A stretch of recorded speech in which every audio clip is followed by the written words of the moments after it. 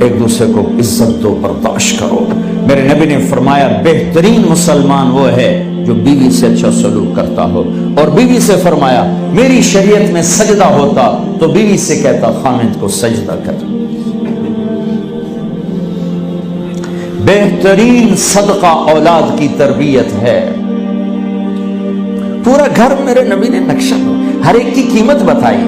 ماں تیرے قدموں تلے جنت، باپ کا تیرے جنت کا دروازہ ہے، باپ تیری جنت کا دروازہ ہے، کھولنا توڑنا نہیں، کھولنا توڑنا نہیں، توڑ لیا تو جنت میں نہ جا سکو گے۔ سب سے بہترین مسلمان جو بیوی سے اچھا سلوک کرے، سب سے بہترین عورت جو اپنے خامند کی منشا کو دیکھے۔ پھر آپ نے ایک عجب بات فرمائی جو معاشرے میں بہت بوجھ بنتا ہے جس کا، ہاں بھائی تمہیں ایسا صدقہ بتاؤں جس سے بڑھ کے کوئی صدقہ نہیں، تمہیں ایسا صدقہ بتاؤں جس سے بڑھ کے کوئی صدقہ نہیں۔ انہوں نے کہا جی کیا؟ کہ الابنۃ المردودہ، جس کی بیٹی کو طلاق ہو گئی یا بیوہ ہو گئی اور گھر واپس آ گئی ماں باپ کے، یا ماں باپ نہیں ہے تو بھائی ہیں، وہ ایک بوجھ بنتی ہے ماں باپ پر بھی، اور بھائی تو ویسے ہی باغی ہو جاتے ہیں۔ میرے نبی نے فرمایا اس بچی پہ خرچ کرنا کائنات کا سب سے افضل صدقہ ہے۔ گھر، ایک گھر کیسے چلتا ہے؟ ہمارے ہاں پنجاب سندھ بلوچستان سرحد میں بہنوں کو وراثت میں کوئی حصہ نہیں ملتا، سب بھائی کھا جاتے ہیں۔ میرے نبی نے فرمایا جس کو اللہ نے 2 بہنیں دیں اس نے ان کا حق ادا کیا، شادی کی حق ادا کیا۔ ماں باپ کی وراثت میں سے ہوتا ہے، اگر میں نے کوئی خود کمایا ہے اس میں بہنوں کا حق نہیں، ماں باپ سے اگر 1 روپیہ بھی آیا ہے تقسیم کیا جائے گا۔ جس نے بہنوں کا حق ادا کیا، شادی کی حق ادا کیا، اس پہ جنت واجب ہو گئی۔ جس کو اللہ نے 3 بیٹیاں دی، اس نے ان کی ڈولی اٹھائی، وہ جنت میں میرے ساتھ یوں ہوگا۔ ایک بولے اگر 2 ہوں، کہ جس نے 2 بیٹیوں کی شادی کی وہ بھی ایسے ہوگا۔ اللہ بھلا کرے۔ ایک صحابی کا کہ جس کی 1 ہو، کہ جس کی 1 ہے، اگر اس نے اس کو عزت سے رخصت کیا تو وہ بھی میرے ساتھ ایسے ہی ہوگا۔ پھر کئی بچیوں کو طلاق پڑی ہے کہ اس کو بیٹا نہیں ہوتا۔ یہاں آنے سے پہلے کا واقعہ، پنڈی سے بچی رو رو برا حال اس کا، میں تو فون سنتا ہی نہیں ہوں ایسے کہ میرا تو کلیجہ پھٹ گیا ہے۔ ہے کہنے لگی کہ سسرال نے کہا تھا بیٹی ہوئی تو طلاق دے دیں۔ میں نے کہا اس میں میرا کیا قصور ہے، اور بیٹی ہی ہوئی اور مجھے طلاق پڑ گئی، اور میں گھر آ گئی 22 سال کی عمر میں۔ بیٹی دینے والا اللہ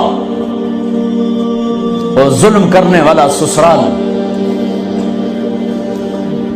میرے نبی کو اللہ نے بیٹے دے کے اٹھا لیے، قاسم اٹھا لیے، عبداللہ اٹھا لیے، ابراہیم اٹھا لیے، 4 بیٹیاں دی، 3 زندگی میں اٹھا لی، زینب، ام کلثوم، رقیہ، تینوں آنکھوں کے سامنے چلی گئیں۔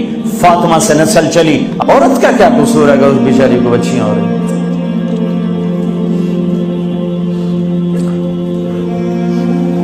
جس نے اپنی بہنوں کو حق ادا کیا، جس نے بیٹیوں کو ڈولے میں بٹھایا، ان کا حق ادا کیا، کہ جنت میں یوں ہو جائے گا۔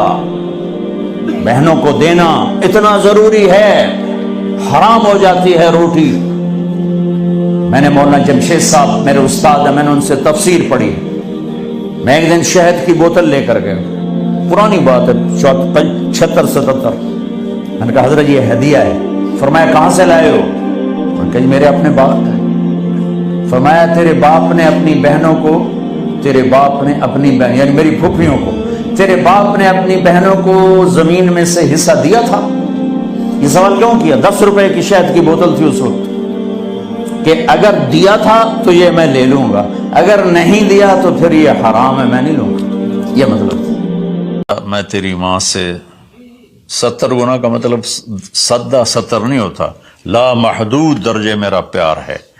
پھر تسلی نہیں ہوتی، اللہ تو قرآن تو بھیج رہا ہے، پتہ نہیں ہم عمل کر سکیں گے کہ نہیں کر سکیں گے، تو پھر اللہ کہتا ہے الرحمن الرحیم.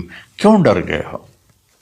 کیوں قرآن کے مطابق دکان نہیں چلاتے، زندگی نہیں گزارتے، جاب نہیں کرتے، زراعت نہیں کرتے، تجارت نہیں کرتے، شادی نہیں کرتے، ساری چیزوں کو بنا لیں تو کیوں ڈرتے ہو؟ رب العالمین پہلی گارنٹی، الرحمن الرحیم پہلے بسم اللہ سے. پھر دوسری گارنٹی اللہ، کہ میں اللہ ہوں، نفع نقصان کا مالک ہوں. پھر رب العالمین، تم پر مہربان ہوں، تمہارا پالنے والا ہوں. پھر الرحمن الرحیم کی دوبارہ تکرار ہے. کیوں ڈرتے ہو؟ رحمان بھی ہوں، رحیم بھی ہوں. اب اللہ نے جزا سزا کا بھی ایک رکھا نا، کہ بہت سے لوگ ہیں جو محبت کی بات جتنی بھی کرو وہ الٹا ہی سوچتے ہیں، تو اس کو دھمکانے کے لیے مالک یوم الدین.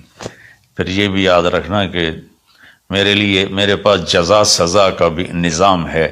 اس کو اللہ تعالیٰ اتنے خوبصورت انداز میں بیان کرتا ہے کہ ہم تو چونکہ عرب نہیں ہیں، لیکن عربی کچھ پڑھی تھوڑی بہت، اللہ نے اس کا ذوق بھی دیا.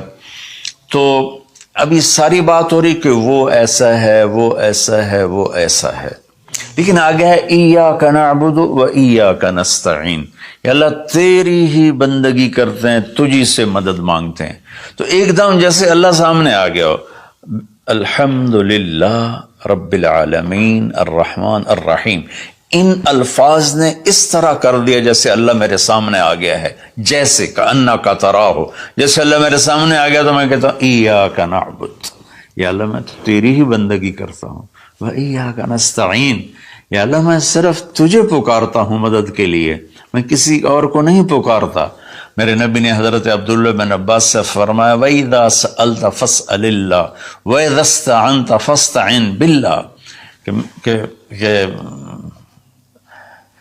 اے بچے، اے میرے یا غلام، اے میرے پیارے چچا زاد بھائی، تو ایسا جب تجھے پکارنا ہو تو اللہ کو پکارنا.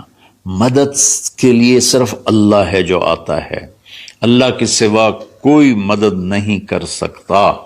یہ اسباب کی دنیا ہے، ایک دوسرے سے مدد لینا. تو میرے نبی نے قرضے اٹھائے، میرے نبی نے زرہ پہنی، میرے نبی نے تلوار اٹھائی، لیکن وہ کام جو براہ راست اللہ کے ہاتھ میں ہے ان میں صرف اللہ کو پکارا جاتا ہے، ان میں صرف اللہ کو پکارا جاتا ہے. ایاک نعبد و ایاک نستعین.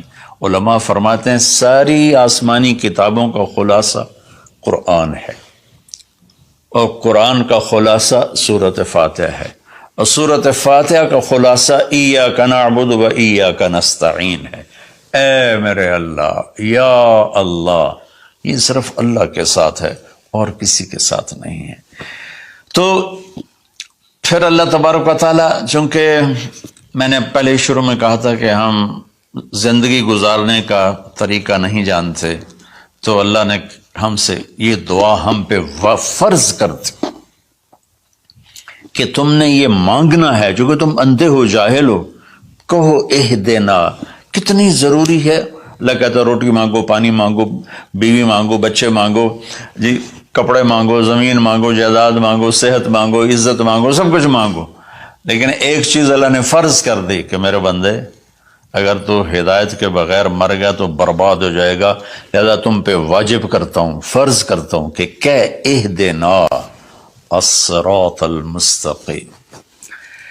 اہدنا پہلے میں بتا چکا ہوں کہ ہدا، یا اللہ وہ چٹان دکھا دے جس کو دیکھ کر میری زندگی کی راہیں صحیح جگہ تک مجھے پہنچائیں.